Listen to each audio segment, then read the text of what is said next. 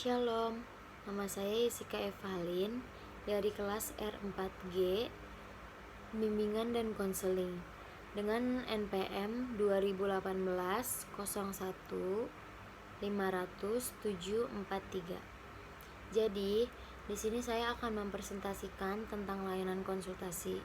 Layanan konsultasi adalah proses membantu klien melalui pihak ketiga untuk memperoleh pemahaman dan memperbaiki pelayanan terhadap klien. Dan konsultasi ini dapat dilakukan di mana saja dalam kondisi atau situasi yang kondusif. Selanjutnya, layanan konsultasi memiliki tujuan. Tujuan ini terbagi menjadi dua. Yang pertama, tujuan umum, yang kedua, tujuan khusus. Dalam tujuan umum ini, bertujuan membantu konseli untuk menangani permasalahan serta menjadikan pribadi yang lebih bertanggung jawab untuk menghadapi permasalahan yang sedang dialami. Yang kedua, ada tujuan khusus. Dalam tujuan khusus dapat membantu konseli untuk memiliki wawasan mengenai dirinya sendiri terlebih dahulu.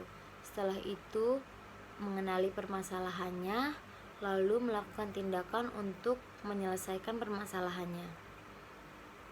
Dan dalam layanan konsultasi terdapat komponen yang dibagi menjadi 3. Yang pertama itu ada konselor, yang kedua ada konsulti, yang ketiga ada pihak ketiga. Konselor itu adalah tenaga ahli yang memiliki kewenangan untuk melakukan pelayanan konseling. Yang kedua ada konsulti. Konsulti ini adalah individu yang memerlukan bantuan dari konselor untuk membantu dirinya menangani permasalahan dengan pihak ketiga. Pihak ketiga adalah individu yang memiliki permasalahan dengan konsulti. Selanjutnya ada asas.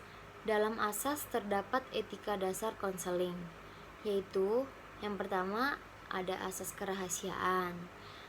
Jadi di dalam asas kerahasiaan ini, seorang konselor dapat menjaga permasalahan klien atau apa yang sudah diceritakan oleh klien tidak boleh diceritakan atau diketahui oleh orang lain. Yang kedua ada asas kesukarelaan.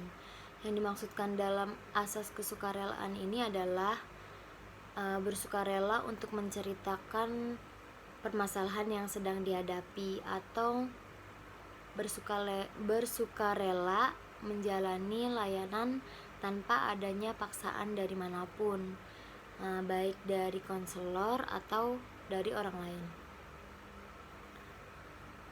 Selanjutnya ada asas kemandirian. Dari sini konseli diminta untuk dapat memahami dirinya terlebih dahulu dan memahami permasalahannya dan mengambil keputusannya sendiri untuk mengentaskan masalahnya secara positif dan tepat.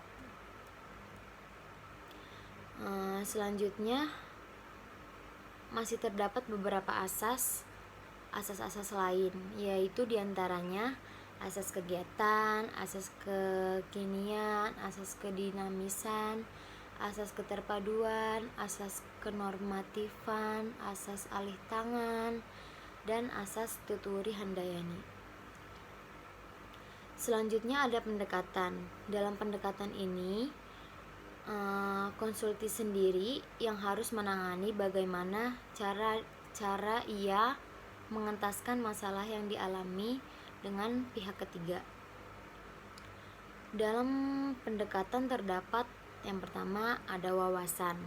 Wawasan itu konsulti harus memiliki wawasan umum tentang pihak ketiga, seperti permasalahannya harus diketahui terlebih dahulu, mengetahui lingkungannya dan hal-hal yang terkait atau bersangkutan dengan pihak ketiga. Yang kedua, ada pengetahuan. Konsulti perlu memiliki pengetahuan yang memadai tentang hal spesifik yang bersangkutan dengan pihak ketiga. Setelah itu ada keterampilan. Konsulti memerlukan keterampilan yang spesifik sesuai dengan permasalahan yang sedang dialami saat ini. Setelah itu ada nilai. Nilai yang perlu dikembangkan pada diri konsulti ini meliputi nilai kemanusiaan. Contohnya seperti bagaimana ia melihat pihak ketiga, atau cara dia memandang pihak ketiga atau memandang orang lain, yang menyangkut hubungan antara individu, hubungan antar lingkungan, dan sebagainya. Setelah itu ada sikap. Dilihat dari bagaimana konselor ini menyikapi permasalahannya. Dia dapat mengembangkan sikap yang positif atau tidak, dan membenahi diri konsulti terlebih dahulu. Selanjutnya ada teknik. Teknik terbagi menjadi dua, yaitu yang pertama ada teknik umum dan teknik khusus. Teknik umum ini tindakan yang dilakukan dari seorang konselor, sedangkan teknik khusus berkenaan dalam tingkah laku klien, khususnya itu masalah yang sedang dialami saat ini. Selanjutnya ada strategi BMB3. Proses layanan ini mengajak konsulti untuk berpikir, merasa, bersikap, bertindak, dan bertanggung jawab dengan permasalahan pihak ketiga. Setelah itu ada waktu dan tempat, di mana dalam pelaksanaan konseling perorangan, waktu dan tempat pelaksanaan ini sudah disepakati oleh konselor dan konsulti terlebih dahulu. Jadi agar mereka ini nyaman untuk melakukan proses konseling ini. Selanjutnya ada keterkaitan yang dibagi menjadi dua, yaitu yang pertama keterkaitan jenis layanan. Pelayanan konsultasi dapat berlangsung satu kali bahkan lebih atau berkelanjutan. Yang kedua ada keterkaitan kegiatan pendukung. Keterkaitan kegiatan pendukung ini dibagi menjadi 6, yaitu yang pertama aplikasi instrumentasi, sering digunakan dalam kondisi untuk mendalami pihak ketiga. Yang kedua ada himpunan data. Himpunan data ini dalam hal data yang dibahas ini yaitu masalah yang dialami pihak ketiga.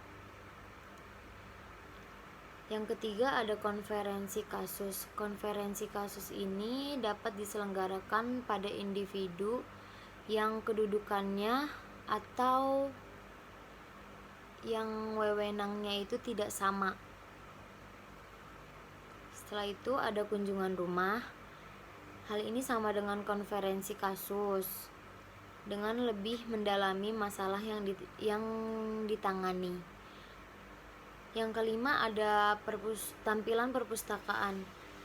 Konsulti diminta untuk membaca buku atau artikel-artikel yang sedang dialami, lalu hasilnya ini dapat memperluas WPKNS konsulti. Yang terakhir ada alih tangan kasus. Bagian terakhir operasional layanan konsultasi. Yang pertama ada perencanaan dan pengorganisasian. Yang kedua ada pelaksanaan. Pelaksanaan ini kegiatan utamanya itu dapat menangani masalah yang dialami pihak ketiga dan memanfaatkan sumber-sumber yang ada. Selanjutnya, yang ketiga, penilaian. Penilaian ini acuan yang diperlukan digunakan konsulti untuk pemecahan permasalahan. Yang terakhir, yang keempat, ada tindak lanjut dan laporan. Hasilnya akan sangat berguna untuk mempertimbangkan tindak lanjut dengan permasalahan pihak ketiga dan bisa juga digunakan sebagai bahan analisis konsultasi berkelanjutan atau berikutnya. Sekian presentasi dari saya, kurang lebihnya mohon maaf. Selamat siang.